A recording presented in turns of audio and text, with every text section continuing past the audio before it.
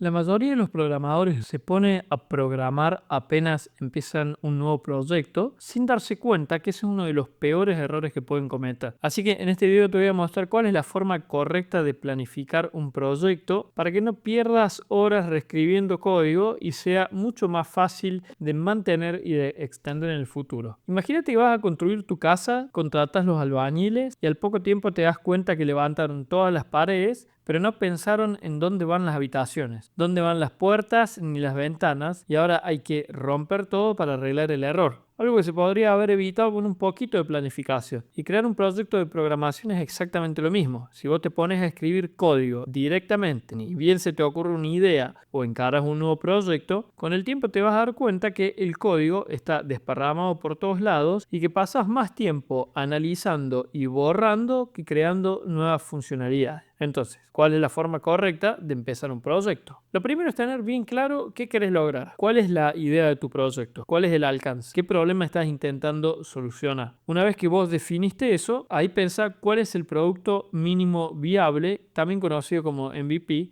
que podés armar, que básicamente es una versión base con las características mínimas e indispensables para que el proyecto cumpla su propósito. ¿Cuáles son esas características mínimas? Bueno, te recomiendo que te crees un documento y escribas todo el listado de ideas que se te ocurren, sin filtros, sin límites, sin ponerte a sobrepensar.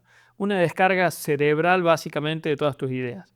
Así tenés un panorama general de todo. El paso 2 es pensar en tecnología. Una vez que ya definiste las características más importantes, recién ahí ponete a pensar en alguno de los aspectos técnicos. Por ejemplo, ¿necesitas guardar datos? ¿Qué tipos de datos? ¿Qué tipo de base de datos tiene más sentido? ¿Usar relacional, no relacional, a grafos? ¿Va a ser una aplicación de escritorio? ¿Va a ser una aplicación web o para teléfono? Y ahora viene la parte en la que tenés que fijarte qué lenguaje de programación necesitas para crear el proyecto. Y te recomiendo que lo hagas de esta forma. ¿Cuál es el lenguaje de programación con el que te sentís más cómodo y con el que mayor experiencia tenés? Con tu lenguaje de programación, ¿podés hacer lo que necesitas sin hacer cosas raras? Ponele, no sé, no vas a usar COBOL para crear una página web. En caso que no puedas, entonces investiga cuál es el lenguaje de programación que sí puede hacerlo. Y si tu idea es trabajar en la industria, fíjate cuál de esos lenguajes tiene salida laboral. Si solo te gusta trabajar en proyectos personales, entonces, bueno, quédate con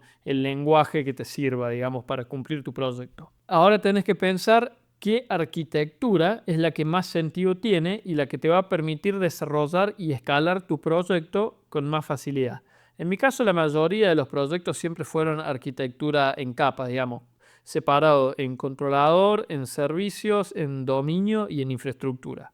Y recién después de todo lo anterior vas a pensar en el código. ¿Cómo quiero que se comuniquen las distintas capas? ¿Cómo quiero que se almacenen los datos? ¿Dónde pongo la lógica de negocio? Y ahora es donde te pones a programar la primera característica que necesitas. Pero todavía no te vas a poner a escribir el código de una. Primero necesitas pensar en esa característica como un objetivo grande, un objetivo global a cumplir y separar pequeñas tareas que necesitas para completar el logro, para completar ese objetivo. Y esas tareas las vas a poner en un tablero como Jira, Asana o alguno de todos estos sistemas de gestión de proyectos. Y la tarea la especificás lo más que puedas. Por ejemplo, la tarea general es autenticación, ¿sí? Y las tareas pequeñas es investigar el método de autenticación. Va a ser por cookie, va a ser por token, vas a usar algún proveedor externo. Otra tarea puede ser crear las tablas de usuario en la base de datos, que a su vez también te abre nuevas tareas. Por ejemplo, ¿qué columnas necesito? ¿Qué tablas? ¿Voy a encriptar datos?